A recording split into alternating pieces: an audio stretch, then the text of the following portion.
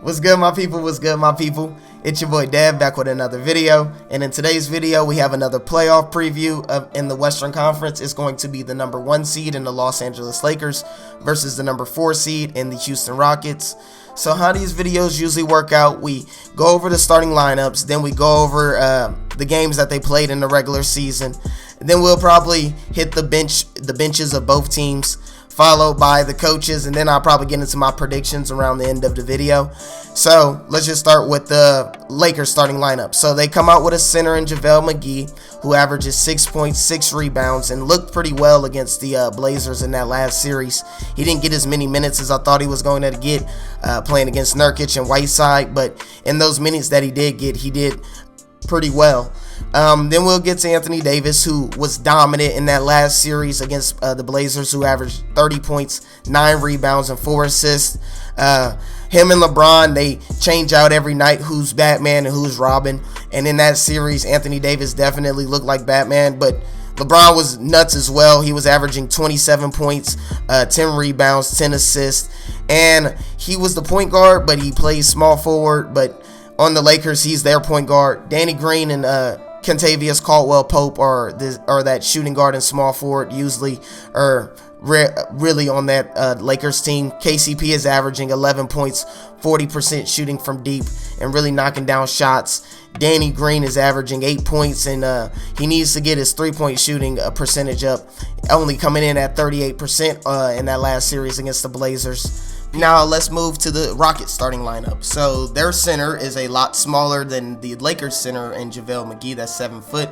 They have a 6'6" power or small forward playing center, and he's a perfect build for the way Mike D'Antoni wants to run their offense and defense. And it's PJ Tucker at that center spot, averaging 9 points, 8 rebounds, 37% shooting from deep, and 2 assists. And he's playing a lot of the tough minutes down in the paint, switching on. The Rockets switch everything, and he's able to switch on and guard centers, and do whatever it takes for Mike D'Antoni and that team.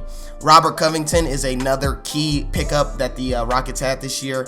He's averaging 13 points on 50% shooting from deep, and he's one of their better defensive players on the team. I really like to watch Robert Covington play, and I like to see his silky smooth jump shot go down. It's a high release, nothing but net when it gets to the rim, and like I said, he's shooting 50%. So if he can continue that, the Rockets are going to definitely have a chance to win this series.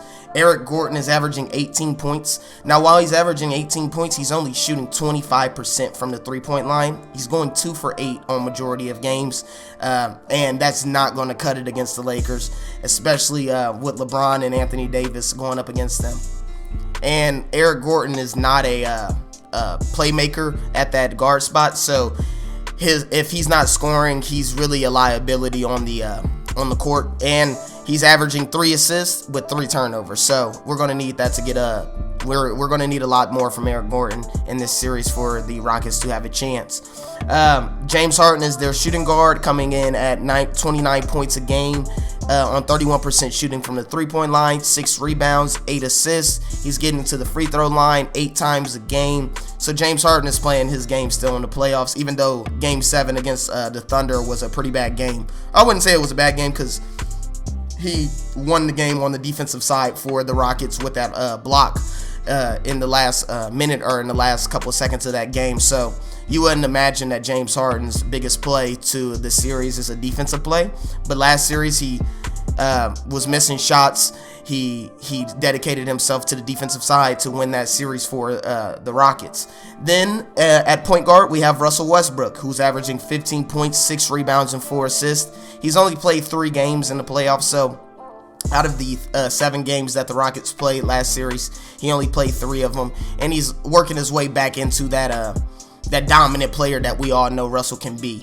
So now let's get into the games that they played in the regular season. So they played on January 18th, where the Lakers won 124 to the Rockets 115. LeBron had 31 points and 12 assists. This was before the Rockets went all in on small ball, and they played again on February 6th, where that was where they made their trade for Robert Covington, and then focused all really on small ball, and they beat the Lakers 121 to 111. And then on August 6th, the Lakers played the Rockets again, where the Rockets were able to win 113-97. LeBron didn't play in this game, but the Rockets were playing small ball again against the Lakers and showing their dominance. So now let's move to the benches of both teams. We'll start with the Lakers. They come out with Kyle Kuzma as their sixth man, averaging 11 points, 4 rebounds on 30% shooting from deep. Kyle Kuzma is a player that everyone seems to think is a superstar, and I don't know if it's because he's young, and when I watch him play, it's just he looks super confused on the court to be a 3-year veteran in this league. You would think he would know his role on this team by now. Dwight Howard averages 8.7 rebounds and really dominated that last series. Without him, I don't believe the Lakers would have won that series. I'm not going to lie to you. Alex Caruso is averaging 5 points, 4 assists, and he's only shooting 20% from deep. They're going to need that to improve. And then to round out their 9-man rotation, they have Marquise Morris averaging 4 points, 25% from deep, and 4 rebounds. So now let's get to the Rockets bench. So the Rockets come out with Jeff Green averaging 13 points on 46% shooting from the 3-point line and 6 rebounds, and really looked nice in that last series. I like him playing that big man spot for the Rockets and setting picks, picking pops, and knocking down open shots off of James Harden and Russell Westbrook's penetration. Then we have Austin Rivers, who's averaging 3 points and 3 rebounds and only shooting 19% from the 3-point line. So he's going to have to improve that as well if they want to have a chance. Ben McLemore is averaging 4 points on 40% shooting from deep. So I see him getting a lot more minutes and probably a lot more touches in this series. And then the House Junior kid is averaging 13 points on 37% from the 3, 6 rebounds, and I like his body and his impact on the game for the Rockets. He is like a spark player for them, a young player that's athletic, can knock down shots and play defense that the way that D'Antoni wants him to play. So now let's get into the keys to victory for both teams, and then we'll get into the coaches, and then we'll get into predictions. So my first key to victory is turnovers. So the Rockets are better than you would think on the defensive side, and that's because they have a whole lot of athleticism. With that athleticism, their players have great hands, so they knock out passes and lazy passes and loose dribbles with the ball. PJ Tucker is a lockdown defender. Robert Covington, like I said, is a very good defender. House Jr. is a good defender. Jeff Green is long and can move his feet. So the Lakers are going to have to cut down on those turnovers, and LeBron is not going to be able to average probably 5-6 turnovers in this series and still win. I don't see it happening because they're just going to get the Rockets out in transition, and the Rockets are wonderful in transition, knocking down open jump shots, getting to the rim. James Harden is a scary sight to see in the open court, not because he's a freight train like LeBron, but because he can hit that step back for a 3. You got to be worried about that. He can take it to the rack, and you know the refs are going to give calls his way. The next thing is 3-point shooting for both teams. These teams are dedicated on 3-point shooting. So the Rockets are shooting 36% from deep as a team, and the Lakers are shooting 34% as a team. So whoever wins this 3-point shooting battle, I could see winning this series very easily. And then the last thing on this, the keys to victory, is Anthony Davis. Is Anthony Davis going to come out and drop 30 a night again like he did against Portland? I don't know if that's going to be able to happen because the Rockets are probably going to put PJ Tucker on him or Robert Covington, so he's not going to be getting those walk-up easy mid-range jump shots that he was getting against the Portland Trailblazers because they had slower big man that was guarding him, so they were giving him that leeway so they didn't get blown by to the rim. With the Rockets, I see them up tight pressure on him and not giving him no free opportunities at 15-foot jump shots to get him going. So now let's get into our head coaches, and then we'll get into the predictions right after that. So Mike D'Antoni is the head coach of the Rockets with a 53-52 record in the postseason. He's taken over the Rockets since 2016, and he's got them to levels that they weren't expecting to get to. But once he gets to that highest level, he seems to get knocked off the pedestal. They had a 3-1 lead against the Warriors a few years ago, gave that up.